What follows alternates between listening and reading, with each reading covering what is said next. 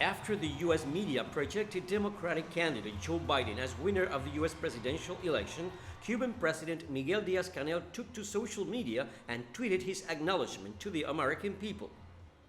Another message of congratulations came from the Cuban ambassador to Canada, Josefina Vidal, who led the island's negotiations for the re-establishment of U.S.-Cuba bilateral diplomatic relations in 2015.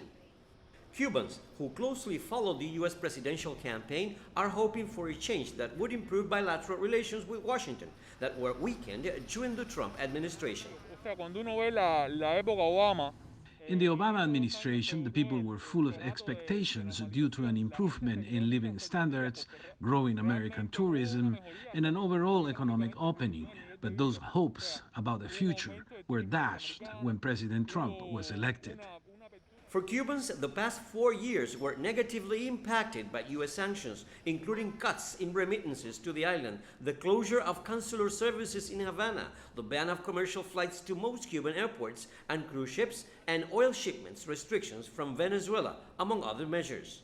Many in Cuba are hopeful that the new U.S. administration can improve relations between the two countries. And he has said that on Cuba he will return to exchanges because the exchanges are productive and are positive.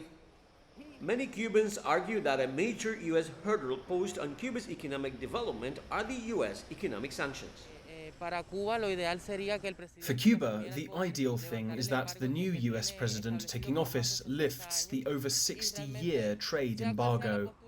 Authorities here have reiterated their willingness to maintain constructive bilateral relations with the United States on respectful and equal grounds.